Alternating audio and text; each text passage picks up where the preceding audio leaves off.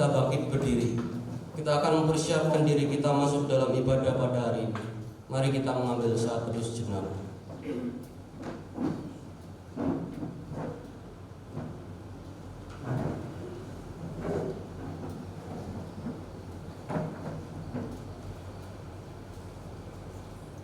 Bagi Dia yang berkuasa menjaga supaya jangan kamu tersandung, dan yang membawa kami dengan tak bernoda dan penuh kegembiraan di hadapan kemuliaan-Nya. Allah yang esa, Juru Selamat kita oleh Yesus Kristus Tuhan kita, bagi Dialah kemuliaan dari sekarang sampai selama-lamanya. Angkatlah hatimu kepada Allah dan percayalah bahwa pertolongan kita adalah di dalam nama Tuhan yang menjadikan langit dan bumi dan segala isinya. Tuhan yang senantiasa menopang kehidupan gerejanya dan memeliharanya di dalam kasih karunia.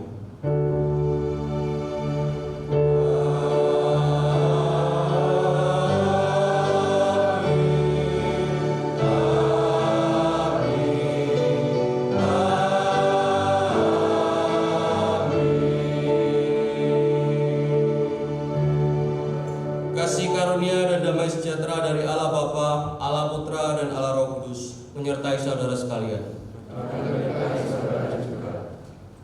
Allah yang kita sembah adalah Allah yang besar dan mulia. Keagungannya mengatasi langit dan bumi. Mari kita muliakan Allah kita yang Tritunggal itu dengan menyanyikan pujian hormat bagi Allah.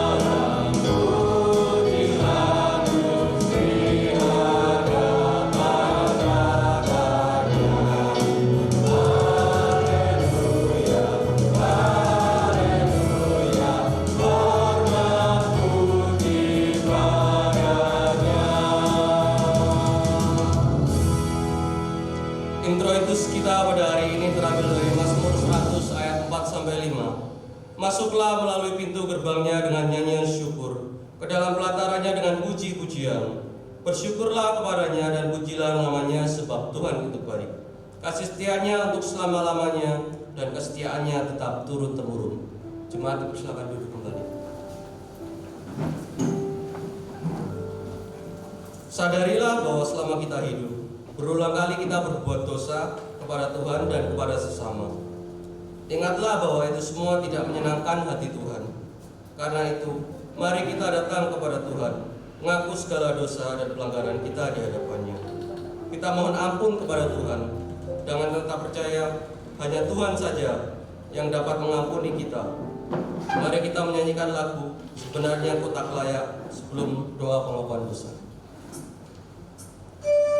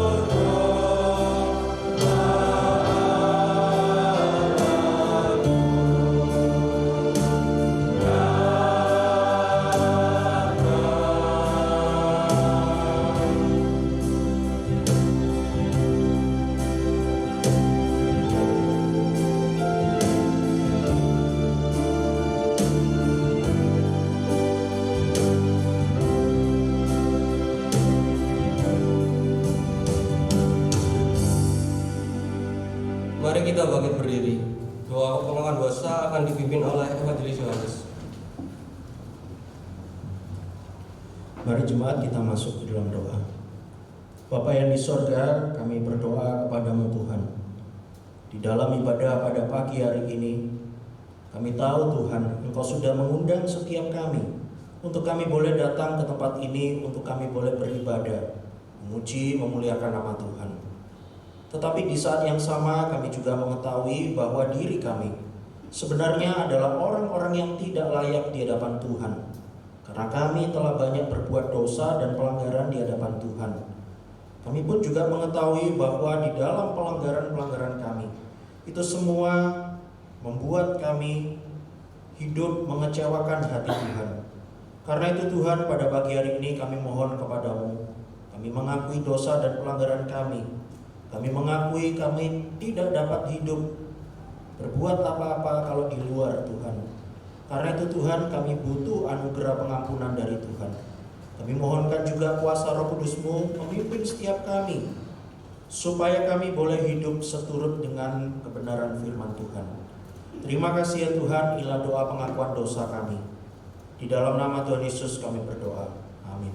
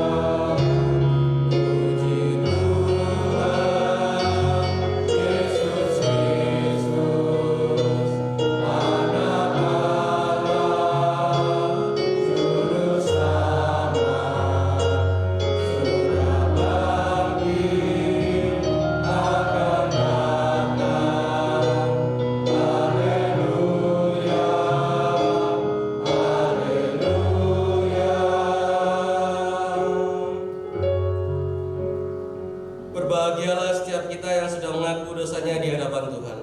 Dengarkanlah berita anugerah yang terambil dari Roma 3 ayat 23-24. Karena semua orang telah berbuat dosa dan telah kehilangan kemuliaan Allah, dan oleh kasih karunia telah dibenarkan dengan cuma-cuma karena penebusan dalam Kristus Yesus.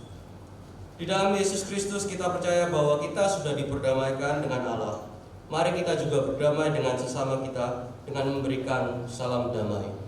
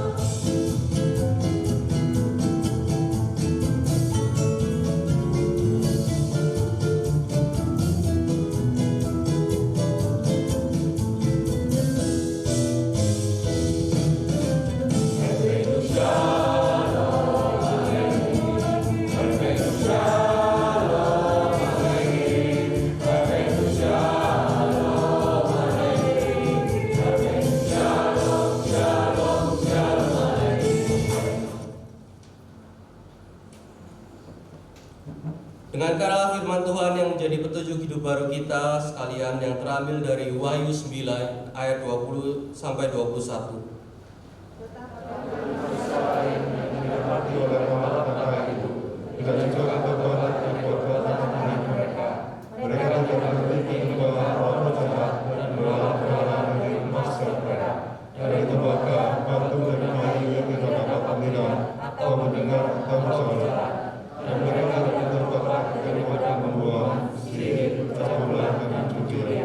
Jemaat bersilakan duduk kembali.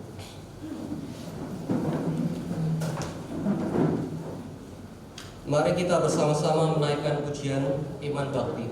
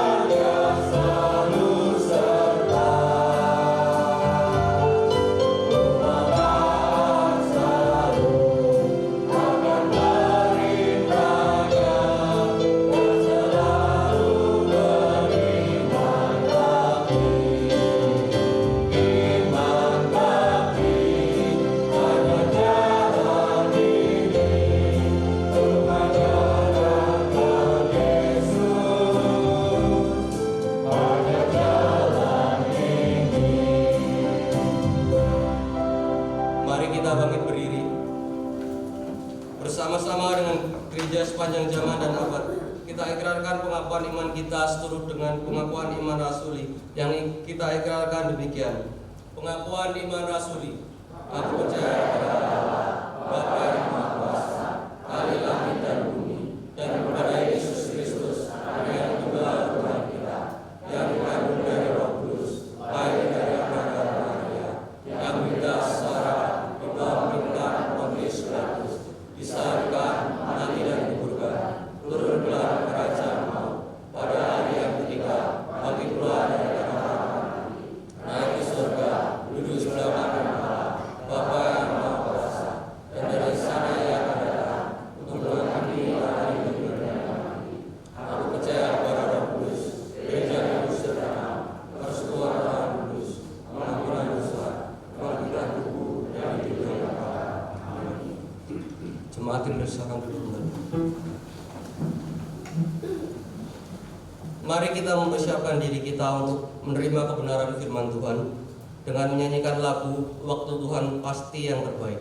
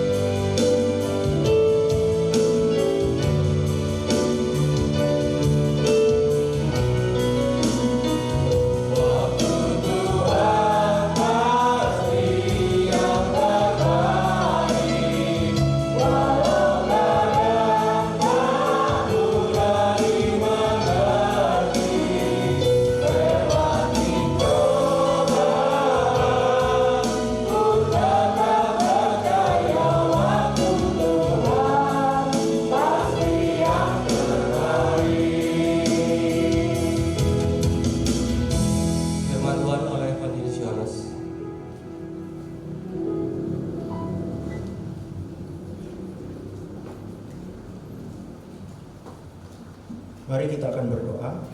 Bapa yang di sorga, kami berdoa menyerahkan untuk pada pagi hari ini Tuhan. Kami bersama-sama akan belajar kebenaran firman-Mu. Tolonglah setiap kami, baik yang saya yang menyampaikan firman-Mu ini, maupun juga untuk jemaat-jemaat yang mendengarkan. Tolonglah kami dengan kuasa Roh Kudus-Mu, supaya kami ketika merenungkan, kami pun juga dimampukan melakukan di dalam kehidupan kami. Tolonglah di dalam keterbatasan dan kelemahan, keberdosaan setiap kami. Tolonglah kami ya Tuhan. Inilah doa kami, di dalam nama Tuhan Yesus kami berdoa. Amin. Baik, selamat pagi. Shalom bagi kita semua. Selamat datang juga Pak Edi Untoro ya Pak. Selamat pagi Pak Edi Untoro serta dengan teman-teman maupun juga jemaat-jemaatnya yang pada pagi hari ini boleh beribadah bersama-sama dengan kita. Hari ini kita akan merenungkan satu tema, yaitu diselamatkan dari kengerian. Diselamatkan dari kengerian. Mari kita membaca Wahyu 9 ayat 13 sampai 21. Minta volume mic boleh dikeraskan lagi belum? Wahyu 9 ayat 13 sampai 21.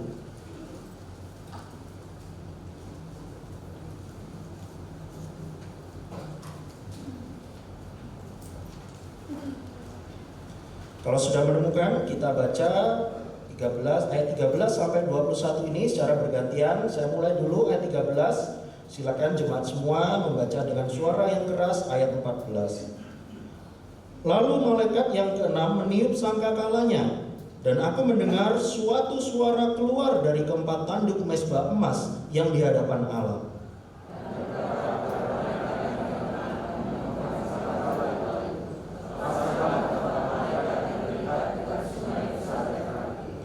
Maka dilepaskanlah keempat malaikat yang telah disiapkan bagi jam dan hari, bulan dan tahun untuk membunuh sepertiga dari umat manusia.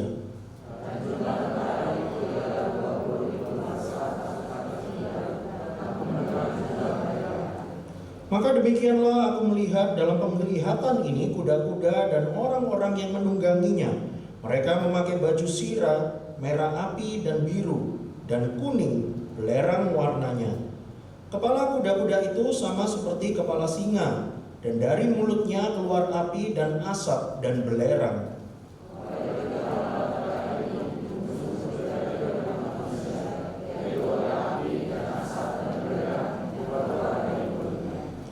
Sebab kuasa kuda-kuda itu terdapat di dalam mulutnya dan di dalam ekornya. Sebab ekornya sama seperti ular, mereka berkepala, dan dengan kepala mereka itu mereka mendatangkan kerusakan.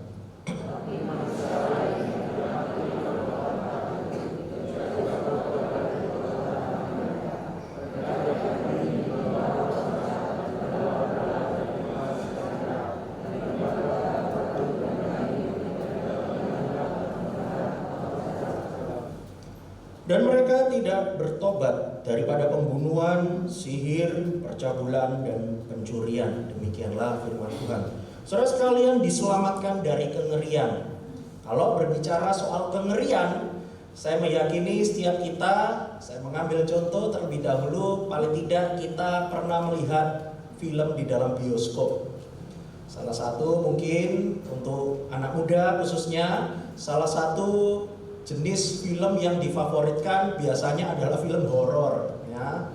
Biasanya sudah tahu kalau setelah lihat film horor itu sangat ketakutan karena ngeri, tetapi masih saja ditonton, gitu ya. Saudara, satu kali ketika SMA saya dengan rombongan beberapa orang teman SMA saya itu pergi ke bioskop untuk juga menonton sebuah film horor, ya. Setelah selesai film horor itu diputar, maka biasanya yang perempuan-perempuan itu pada ngajak teman-temannya yang cewek yang lain untuk bareng-bareng ke toilet. Alasannya adalah karena ngeri, karena takut kalau sesudah nonton film horor takut untuk ke toilet sendirian, Bapak Ibu. Sudah ngerti takut, sudah ngeri, masih ditonton saja, gitu ya. Biasanya kami yang cowok-cowok itu selalu menggoda mereka, gitu ya, mengetok kamar mandi mereka, dan mereka sangat ketakutan dan mereka berteriak, gitu ya. Jangan-jangan itu setan yang ada di film tersebut itu keluar, masuk menghantui mereka di dalam toilet mereka, gitu ya. Mereka mengatakan bahwa sangat ngeri kalau ada di toilet sendirian, karena itu butuh konco, butuh barengan, supaya tidak ngeri lagi, supaya rasa takutnya hilang, Bapak Ibu. Wah, saudara, mungkin juga kita pernah mengalami hal seperti ini. Kita ngeri ketika menonton sebuah film horor. Saudara sekalian, beberapa minggu yang lalu ternyata juga ada sebuah peristiwa yang lebih mengerikan lagi.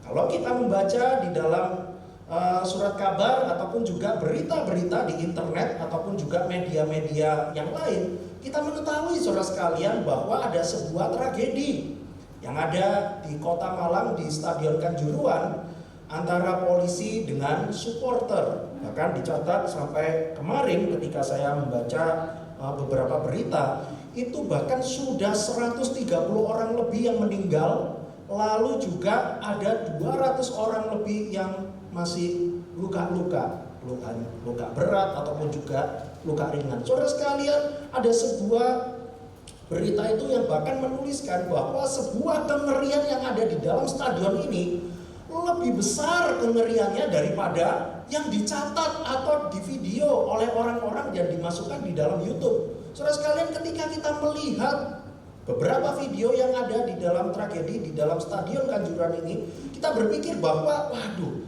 ini betul-betul sangat ngeri ini. Saudara coba bayangkan 40.000 orang lebih ada di dalam sebuah stadion, itu ditembakkan gas air mata, lalu juga ada sekelompok besar polisi yang menghajar para supporter dari Arema. Saudara sekalian, betul-betul ngeri. Tetapi beberapa orang dari antara mereka mengatakan bahwa kejadian sebenarnya yang real itu jauh lebih ngeri daripada apa yang dicatat di dalam berita-berita. Saudara sekalian, ketika kita melihat dua hal yang menjadi pendahuluan kita pada pagi hari ini, kita pun juga setuju bahwa apa yang kita lihat, apa yang kita alami itu betul-betul adalah sebuah hal yang ngeri, betul-betul menakutkan. Tetapi ternyata ketika kita membaca di dalam Wahyu pasal yang ke-9, ternyata ada sebuah hal yang jauh lebih mengerikan daripada apa yang dicatat di dalam berita-berita tadi. Saudara sekalian, Wahyu di dalam pasal yang ke-9 ini sebetulnya ada dua perikop. Dan di dalam Wahyu 9 ini, sangkakala yang kelima dan juga sangkakala yang keenam itu ditiup. Nah, sangkakala yang kelima dan juga sangkakala yang keenam ini merupakan sebuah awal ketika trompet atau sangkakala yang kelima dan keenam itu ditiup. Maka sesudah itu kelanjutannya akan ada malapetaka ataupun juga bencana-bencana yang ditimpakan untuk manusia, khususnya untuk manusia yang berdosa.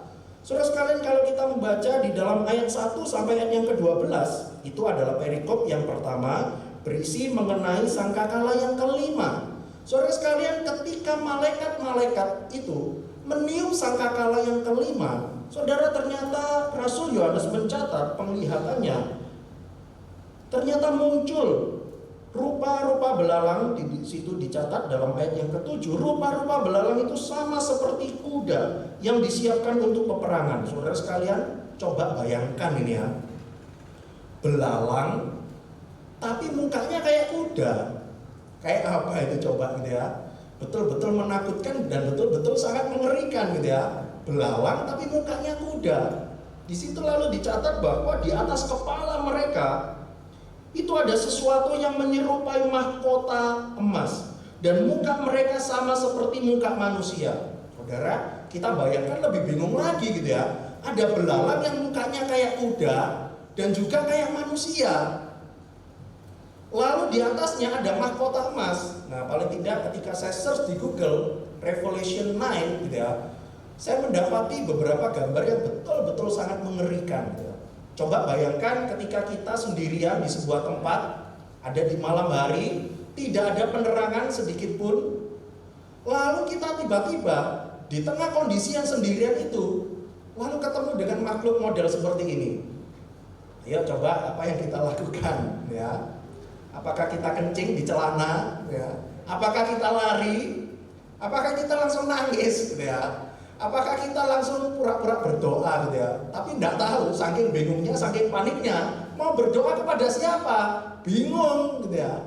Terus sekalian, paling tidak itu adalah dua hal yang saya temukan di internet ketika menggambarkan sosok makhluk yang menyerang dan memberikan malapetaka kepada orang-orang yang berdosa di dalam dunia ini. Saudara, betul-betul sangat mengerikan. Jauh lebih mengerikan daripada ketika kita melihat sebuah film di bioskop. Padahal itu kan buatan manusia, itu kan cuma pura-pura, saudara sekalian. Tidak mungkin setannya keluar dari layar bioskop lalu menghantui diri kita. Saudara, tidak mungkin. Tetapi kita takut.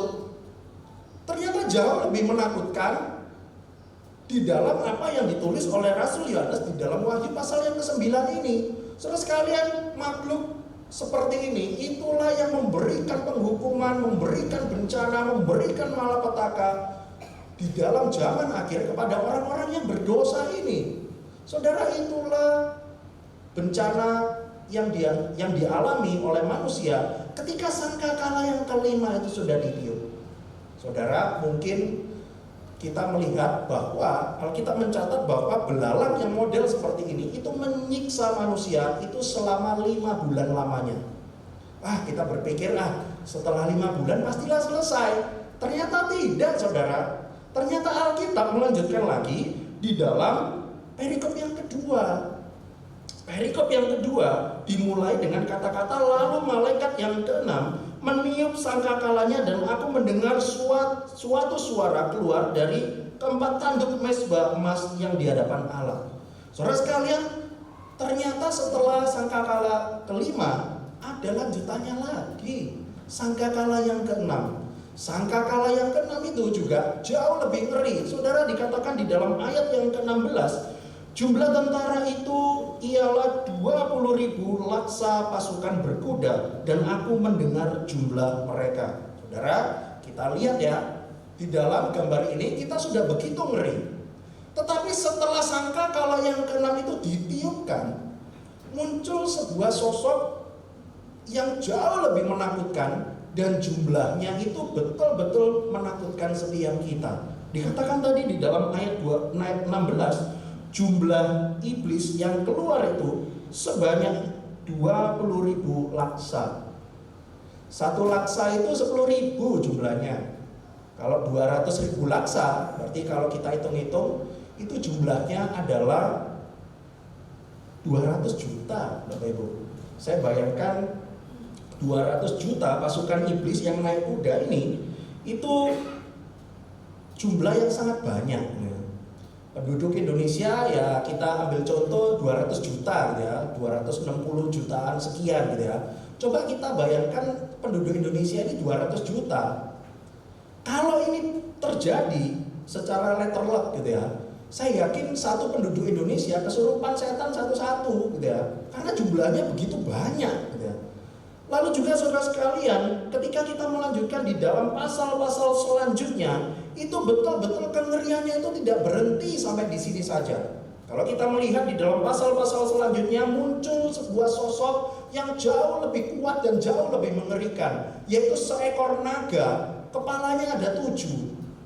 Saudara sekalian, kalau kita melihat kengerian ini ditimpakan untuk manusia-manusia yang berdosa di dalam zaman akhir, mungkin kita berpikir, wah, mereka ngeri ini pasti. Mereka pasti akan sangat ketakutan. Bahkan dikatakan sepertiga penduduk bumi itu telah mati karena bencana-bencana ini. Wah, maka kita berpikir, pastilah ketika mereka mengalami kengerian-kengerian ini, pasti mereka bertobat. Pasti mereka kapok. Mereka tidak mau lagi.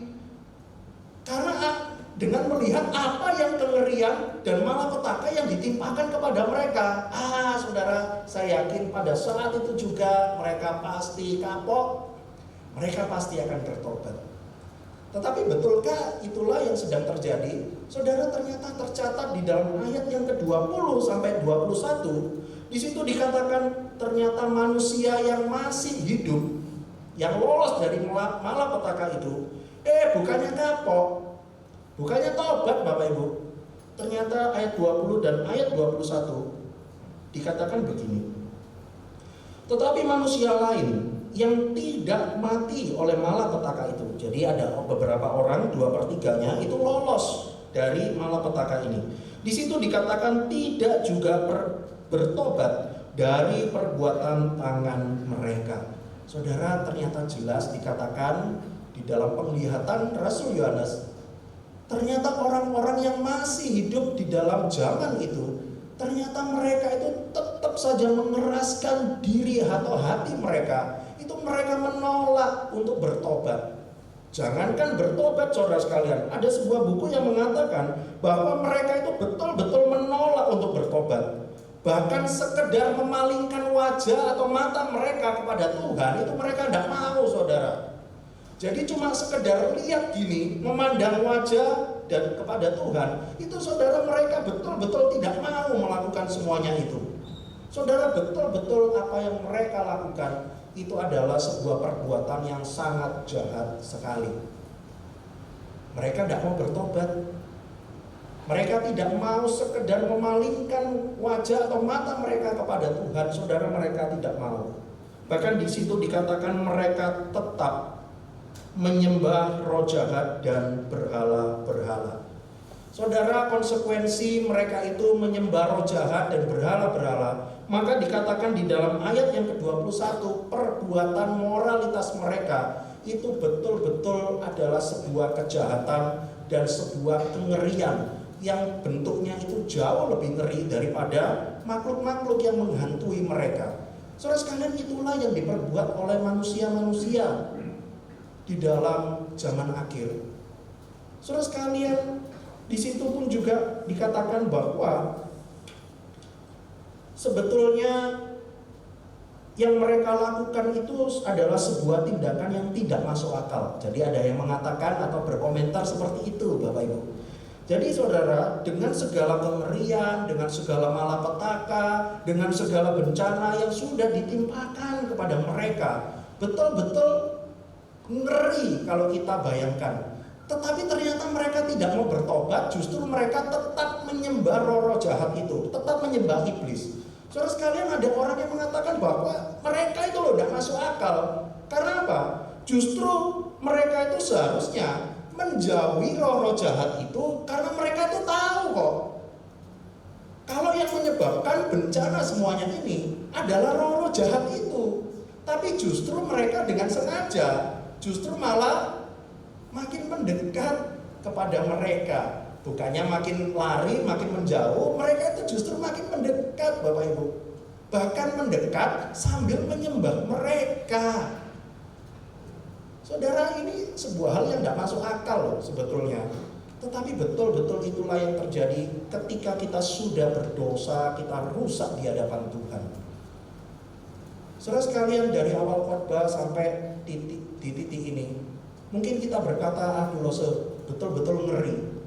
Apakah betul-betul tidak ada sebuah berita baik yang kita dengarkan pada pagi hari ini gitu ya?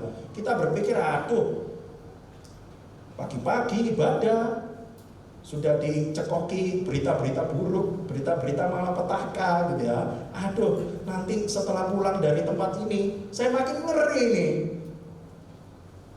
Kalau pipis di kamar mandi sendirian, aduh, kita makin ngeri gitu ya. Kalau sendirian gitu ya. Saudara sekalian, ternyata Tuhan itu berkemurahan. Ternyata di dalam ayat 1 sampai ayat yang ke-21 yang kelihatannya berisi begitu banyak malapetaka dan bencana. Di tengah-tengah kondisi seperti itu, ternyata yang luar biasa, ada pertolongan Tuhan yang disediakan kepada umatnya. Saudara sekalian, salah satunya adalah di dalam ayat yang keempat. Saudara, kita membaca ayat yang keempat. Ini adalah kekuatan dan penghiburan yang diberikan Tuhan di tengah-tengah malapetaka itu. Coba kita perhatikan ayat yang keempat.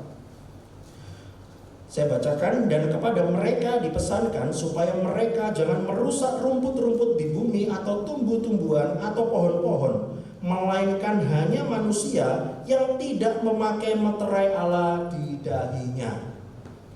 Jadi saudara sekalian, di dalam segala malapetaka itu, memang segala bencana itu ditujukan secara khusus kepada orang-orang yang berdosa.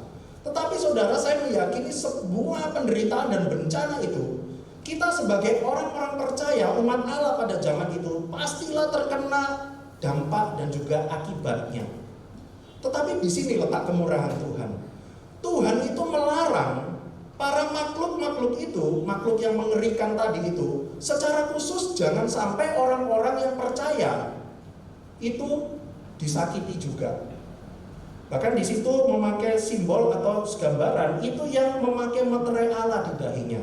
Jadi kalau mau menghukum, kalau mau memberikan bencana, hanya kepada orang-orang yang di dahinya itu tidak ada meterainya Allah. Wah, kita berpikir pagi hari ini, oh ternyata ayat 4 bilangnya gitu ya.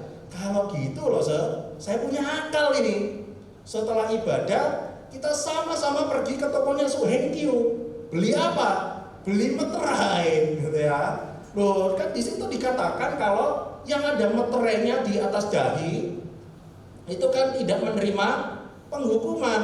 Lalu kita ke toko fotokopi atau ke tokonya Suhenkyu gitu ya, beli meterai, lalu kita tempelkan di dahi gini. Nah, lalu kita jalan-jalan di pasar, kerja apa semua pakai meterai yang ada di dahi kita gitu ya. Losa itu kan kecil gitu ya. Ini sampai basah ya, kena keringat gitu ya. Kecil itu losa. Saya butuh materi yang kekuatannya jauh lebih besar. Ya apa caranya? Wah ini pakai meterai yang jauh lebih besar gitu ya. Wah, masa Yohanes punya meterai yang gitu besar ya? Ini ngeprint sendiri gitu ya. Tadi kalau kecil, mungkin yang setan kerucuk-kerucuk takut ini. Tapi kalau setan-setan yang kuasanya lebih besar, wah meterainya kayak kecil kayak gini ya, nggak takut. Kita tempel lagi meterai yang lebih besar gitu ya, ketutupan semua matanya gitu ya. Saudara, saya meyakini bahwa wahyu ini adalah sebuah gambaran, tidak bisa secara letterlek. Saudara, meterai itu bukan berarti meterai ya betul-betul ditempelkan mancep gitu ya, lalu setan takut gitu ya. Saudara, bukan. Meterai itu maksudnya adalah sebuah simbol atau sebuah gambaran yang menunjukkan bahwa yang di dahi mereka yang ada meterai Allah itu adalah milik Allah yang sah. Saudara sekalian, ini adalah sebuah penghiburan yang diberikan Tuhan kepada setiap kita. Di dalam kondisi bencana-bencana yang ada di sekitar kita, saudara, tetap ada Tuhan yang memberikan pertolongan dan juga perlindungan. Mungkin kita berpikir, itu kan zaman akhir loh, masih lama itu. Saudara, enggak. Kita ini sekarang ada di dalam zaman akhir. Kedatangan Tuhan yang kedua kali itu makin dekat. Saudara, kita ini sekarang ini loh, sudah ada di dalam zaman akhir. Segala musibah, segala bencana, segala penderitaan yang kita makin lihat, makin ngeri, itu justru menunjukkan itu adalah tanda-tanda Yesus datang akan kedua kali itu sebentar lagi. Tetapi yang menjadi penghiburan bagi setiap kita, paling tidak di dalam ayat yang keempat, kita ini adalah milik Allah yang sah. Tidak ada sebuah kuasa apapun yang dapat menyakiti atau merebut kita dari tangan Tuhan. Itulah yang dikatakan Paulus di dalam Roma pasal yang ke-8. Saudara sekalian, apa yang menjadi penghiburan setiap kita lagi? Saudara, saya menemukan beberapa aplikasi itu dalam sebuah buku yang mengatakan bahwa memang di dalam zaman akhir, yaitu sekarang ini, itu ada penderitaan-penderitaan dan juga malapetaka. Kesulitan-kesulitan hidup itu makin besar. Tapi ingatlah bahwa kita yang juga umat Tuhan, kita itu menerima dampak dan juga akibat. Kita tidak bisa lolos dari semuanya itu. Tetapi ingatlah bahwa kita adalah gereja Tuhan. Kristus adalah kepalanya. Saudara sekalian, gereja itu bisa dianiaya, bisa menerima ancaman, bisa terima bahaya. Saudara sekalian, kita tidak bisa lepas dari semuanya itu. Tetapi selama kita percaya, kita yang adalah gereja, kita adalah tubuh Kristus. Yesus Kristus adalah sang kepala itu. Ternyata Tuhan Yesus memberikan perlindungan dan penyertaan kepada kita semua. Saudara, yang selanjutnya adalah kita mungkin berkata, aduh loh, meskipun tadi ada ayat yang keempat, tapi betul-betul bayangan saya itu tetap ngeri. Tetap ada di bayangan saya itu sosok tadi itu ya, belalang yang mukanya kuda, mukanya manusia, dan campur aduk dan karuan gitu ya. Lalu iblis yang jumlahnya 200 juta. Saudara, saya tetap ngeri gitu ya. Saudara, tahukah bahwa kengerian yang jauh lebih besar, yaitu maut, itu sudah dikalahkan kok oleh Tuhan Yesus. Saudara sekalian, memang itu gambaran-gambaran yang ngeri. Tetapi ada batasnya. Sementara Sementara kengerian kita yang betul-betul paling puncak, yaitu maut, yaitu kematian, ternyata sudah dikalahkan kok oleh kematian dan juga kebangkitan Yesus. Maka kemenangan di dalam Yesus ini menjadi sebuah penghiburan dan kekuatan yang kita punyai. Kita berbeda dengan orang-orang yang tidak percaya. Kalau mereka semuanya betul-betul takut, maka ternyata Alkitab itu memberikan sebuah keunikan yang betul-betul berbeda, keistimewaan kepada kita semua, yaitu kita sudah menang loh. Yesus Kristus yang mengalahkan maut itu, maut yang betul-betul ngeri itu, sudah dikalahkan oleh Tuhan Yesus. Karena itu saudara sekalian, kita sebagai umat Tuhan itu juga memiliki sebuah pengharapan, yaitu pengharapan akan kehidupan kekal nanti di sorga sana. Saudara, ingatlah bahwa asal kita bukanlah dari dunia ini. Tujuan akhir kita bukanlah dari dunia ini. Karena kalau segala pengharapan kita diletakkan di dalam dunia ini, maka semuanya sifatnya hanyalah sementara. Tetap ada penderitaan, tetap ada malapetaka yang terjadi di dalam dunia ini. Tetapi ketika kita yang sudah menjadi milik Tuhan Yesus, kita mempunyai sebuah pengharapan yang besar, bahwa kehidupan kita bukanlah untuk dunia ini, tetapi kita mengharapkan sebuah kehidupan yang kekal di sorga sana, yang tidak ada penyakit, yang tidak ada penderitaan, dan tidak ada bencana, karena kita hidup bersama-sama dengan Tuhan di sorga. Saudara, saya mau mengakhiri khotbah ini dengan sebuah gambar ini. Perhatikan secara khusus apa yang tertulis di dalam kaos dua pemain sepak bola itu ya. Kalau yang sebelah kiri itu kalau diterjemahkan dalam bahasa Indonesia, yaitu kekuatanku terletak di dalam Yesus Kristus. Lalu yang sebelah kanan itu adalah aku milik Yesus. Saudara sekalian, dari tulisan kaos di dalam kaos sepak bola yang tertulis dua kalimat tersebut, ternyata kita mengetahui bahwa kita adalah milik Tuhan Yesus.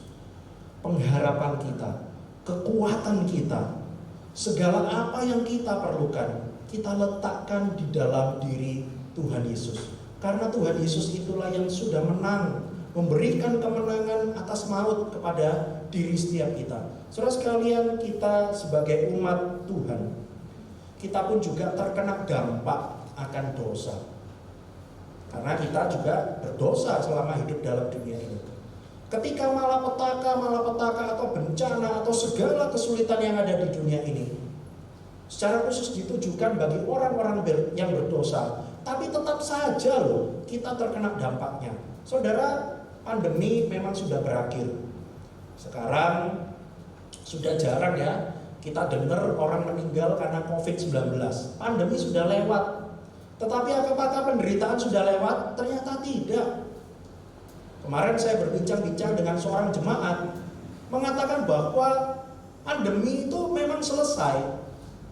Tapi coba lihat segala kengerian-kengerian lain yang ada di zaman-zaman akhir ini. Saudara, ada perang, ada kesulitan ekonomi. Saya baru saja membaca bahwa beberapa bulan yang lalu negara Sri Lanka itu sudah bangkrut. Beberapa hari yang lalu saya baca Argentina itu hampir bangkrut, saudara sekalian. Dan mungkin saja Indonesia beberapa tahun lagi juga akan mengalami kesulitan-kesulitan seperti itu. Penghasilan makin menurun, sementara pengeluaran itu makin lama makin membengkak. Saudara sekalian, kita hidup di dalam zaman-zaman akhir yang betul-betul banyak sekali penderitaan dan juga bencana. Tapi pada pagi hari ini kita mengingat bahwa ketika kita semua milik Tuhan Yesus, kita letakkan kekuatan kita hanya di dalam diri Tuhan Yesus. Saudara, kita memang bisa mengalami penderitaan. Tetapi ingatlah bahwa segala penderitaan itu akan lewat. Dan ada kuasa dan penyertaan Tuhan yang disediakan bagi setiap kita umatnya. Ini adalah penghiburan dan kekuatan bagi setiap kita. Dan inilah berita baik yang kita bawa pulang sesudah kita beribadah pada pagi hari ini. Ada Tuhan yang memberikan penyertaan dan kekuatan. Mari kita berdoa.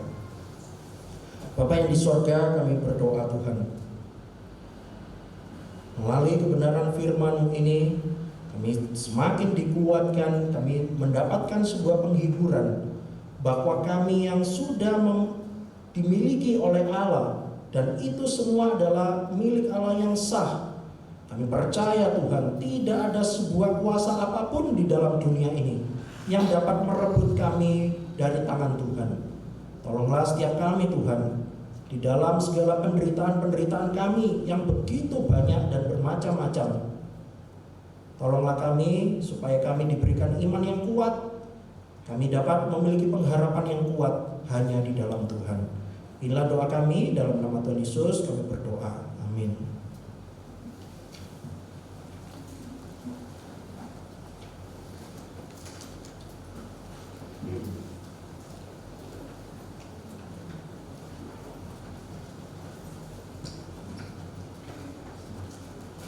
Mari kita bangkit berdiri.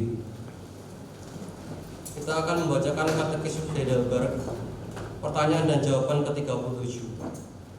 Apa arti kata menderita menurut saudara? Artinya dia telah menanggung Allah atas dosa berkorban pada tubuh dan jiwanya selama dia hidup di dunia ini, tetapi terutama pada akhir hidupnya. Maksudnya supaya dengan penderitaannya, supaya korban perdamaian satu-satunya, dia melepaskan tubuh dan jiwa kita dari hukuman yang kekal dan memperoleh bagi kita anugerah Allah, kebenaran dan hidup yang kekal. Jemaat dipersilakan duduk dulu. Tuhan sudah menunjukkan pemeliharaannya bagi setiap kita. Karena itu, marilah kita membawa persembahan di hadapannya sebagai ungkapan syukur dan taat kepadanya. Laguku persembahkan tubuhku, kita nyanyikan pujian ini.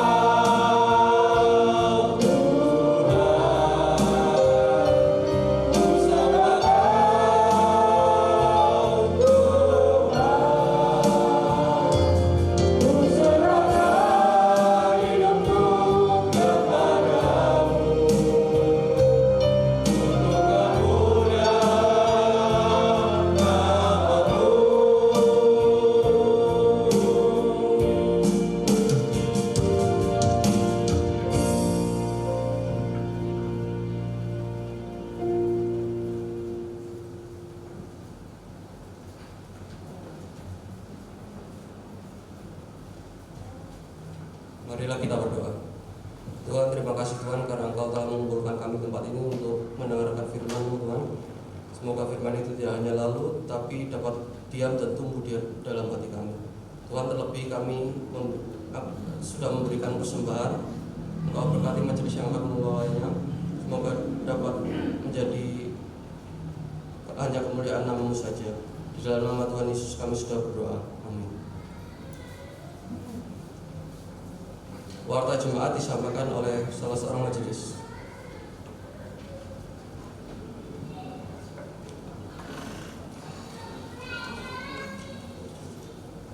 Shalom. Selamat pagi jemaat yang dikasihi Tuhan. Warta 16 Oktober 2022. Terima kasih untuk pelayanan Tuhan pada ibadah hari ini. Tuhan Yesus memberkati. Selamat datang bagi jemaat yang baru pertama kali hadir. Pada hari ini kami menyambut dengan sukacita. Dan selamat datang Bapak Pendeta Dito. Kami sambut dengan sukacita. Kegiatan gereja dapat dilihat di warta tabel yang dibagikan.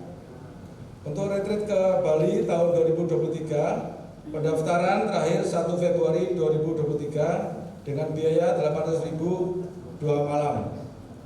Untuk pembayaran dapat ditransfer kepada ke BCA dengan nomor rekening 26401 90437 atas nama Lila Martin. Untuk ulta GKT Banyuwangi ke-47 akan diadakan minggu depan. Ibadah hanya 1 kali pada pukul 8 pagi. Mohon perhatian jemaat. Untuk rekreasi ke Pantai Cacalan akan diadakan pada tanggal 30 Oktober. Ibadah reformasi hanya diadakan 1 kali pukul 8 pagi. Untuk rapat sekolah minggu wilayah di GKT Genteng diadakan pada tanggal 18 Oktober di GKT Genteng. Dihadiri oleh Evangelis Yohanes dan Saudara Ican. Untuk pemuritan gabungan tanggal 18 Oktober ditukar ke tanggal 25 Oktober pukul 18 WIB. Mohon perhatian bagi peserta pemuritan. Sekian warta jemaat.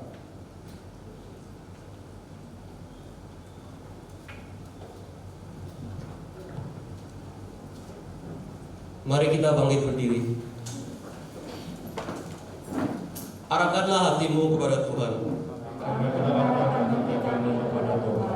Pulanglah dan hiduplah dalam ketaatan, kekudusan, dan persahabatan dengan semua orang.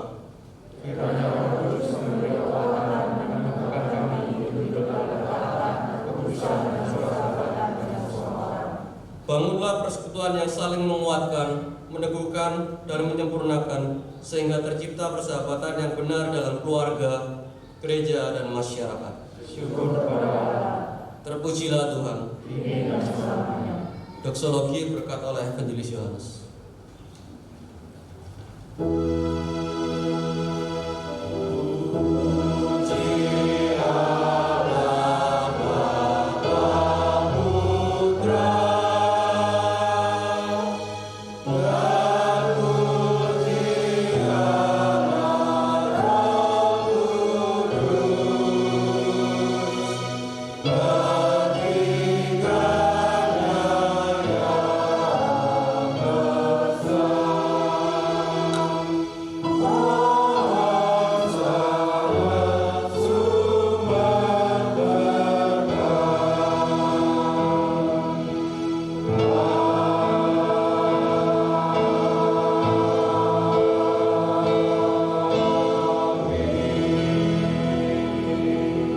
Semuanya kita meninggalkan tempat ini, kita terus mengingat firman Tuhan. Kita adalah milik Tuhan, maka ada penyertaan dan perlindungan Tuhan yang disediakan bagi setiap kita. Mari kita pulang, kita menerima berkat dari Tuhan. Kiranya kasih karunia dari Allah Bapa, keselamatan di dalam Yesus Kristus, kekuatan dan penghiburan dari Roh Kudus menyertai setiap kita dari sekarang sampai Kristus datang kembali. Amin.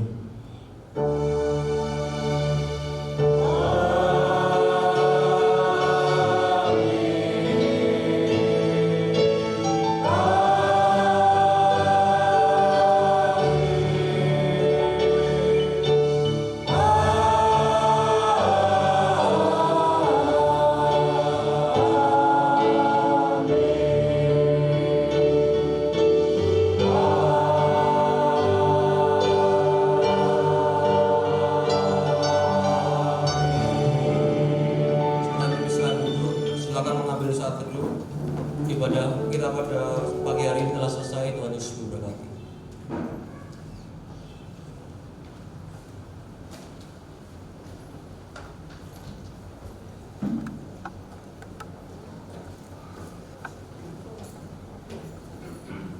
Selamat pagi Bapak Ibu, Tuhan memberkati. Selamat beribadah.